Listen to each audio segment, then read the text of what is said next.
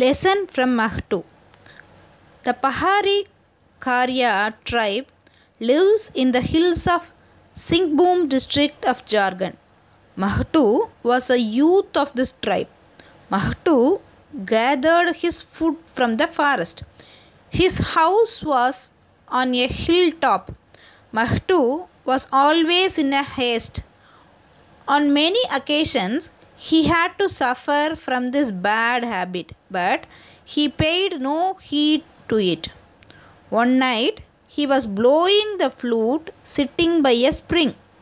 Suddenly, he saw a beautiful elephant. It had many ornaments on its body. Before he could think or understand, the elephant flew away in the sky. Then only Mahtu could realize that it was Airavat, the elephant of Lord Indra. The next night, Mahtu sat at the same spot blowing the flute. When he saw the elephant roaming, he decided something.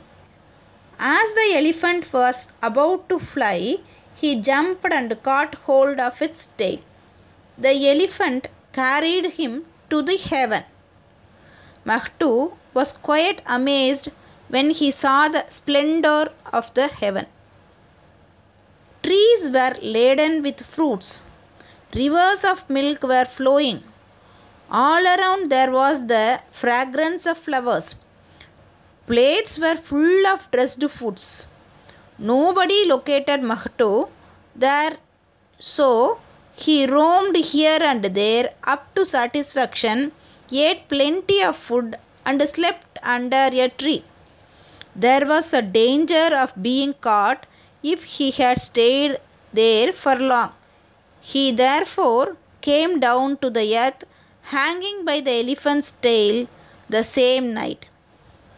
Mahtu told everything to his mother, but she did not believe. She could believe only when he swore, but immediately cautioned him not to speak it before anybody. Otherwise, people would call him mad. Mahtu had never obeyed his mother's command. Moreover, it was very difficult to digest such a big achievement. He went to the village headman and spoke. Wow! What to talk of the heaven? The greenery cools the eyes. The headman said, "What nonsense are you talking? How could you see the heaven alive? It seems you had a dream." "No, Mukyaji, I have visited heaven in reality. I went hanging by the tail of the Airavat and returned in the same fashion. If you wish, I can take you too there." The headman thought that he would be able to know if Mahtu had been boasting if he accepted his proposal. He went to inform his wife, and she also got ready to accompany him. Similarly, all others in the family, the parents of the headman, his children, his uncles and aunts, all insisted on going to the heaven. Mahtu's mother advised him a lot not to take anybody along with him, but in vain. Airavat, the elephant, landed on the earth the next night. When it turned back to go, Mahtu jumped and caught hold of its tail. The headman caught Mahtu's waist and so on. When the Airavat flew into the sky, it appeared as if a meteor was tied to its tail. The headman was quite worried. In order to hide it, he asked Mahtu, "Is the heaven very large?" Mahtu said, "It is very large in reality." The headman again asked, "Is it larger than our earth?"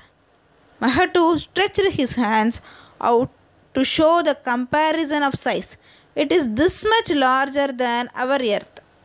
As soon as he left his hold on the tail, all began to fall down to the earth. Airavat reached the heaven, but all these fell to death. Yes, it is true. So, children, what you learnt from this story? The moral of the story is one should not keep company with a foolish person. Otherwise, he would meet the same end as the headman and his family. Thank you.